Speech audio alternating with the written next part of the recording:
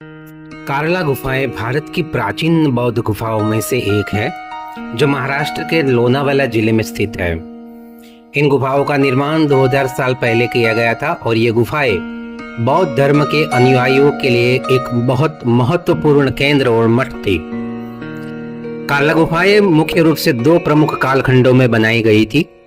प्रारंभिक गुफाओं का निर्माण दूसरी सदी ईस्वी सन पूर्व के आसपास हुआ, जबकि बाद की गुफाओं का निर्माण 5वीं सदी ईस्वी सन के आसपास किया गया था।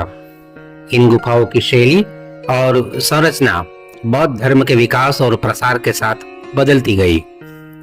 इन गुफाओं की वास्तुकला और सजावट बौद्ध धर्म के ऐतिहासिक और सांस्कृतिक विकास को दर्शाती है।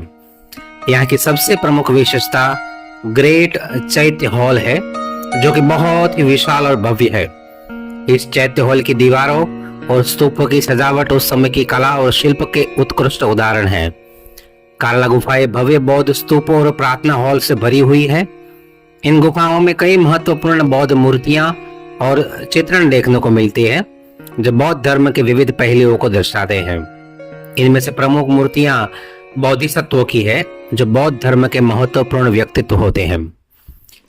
कार्ला गुफाओं की एक खास बात यह है कि इनकी डिजाइन ऐसी है कि प्राकृतिक रोशनी गुफाओं के अंदर समा जाती है, जिसमें एक अद्भुत शांति और आध्यात्मिक माहौल बनता है। ग्रेट चैत्य हॉल की भव्यता और नक्काशियां वास्तुकला की प्राचीन उन्नति को दर्शाती है। इन गुफाओं के निर्माण की तकनीक अत्यंत प्रगतिशील है। कार्ला की गुफाएं भारत के सबसे बड़े चैत्य गृहों में से एक है। चैत्य गृह इसे कहते हैं कि जहां अंदर स्तूप के साथ प्रार्थना कक्ष भी निर्माण किया जाता है। इन गुफाओं का निर्माण मौर्य साम्राज्य के काल में हुआ था। मौर्य साम्राज्य प्राचीन भारत के सबसे शक्तिशाली साम्राज्यों में से एक था और इस पर सम्राट अशोक का शासन। अशोक एक बौद्ध थे और उन्होंने पूरे भारत में बौद्ध धर्म के प्रचार में महत्वपूर्ण भूमिका निभाई थी।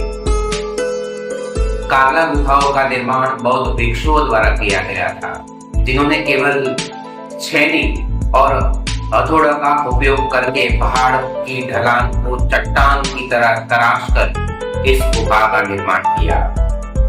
गुफाओं का उपयोग ध्यान और पूजा स्थलों के रूप में किया जाता था और भिक्षुओं के लिए आवासीय कक्षों के रूप में भी इस्तेमाल किया जाता था।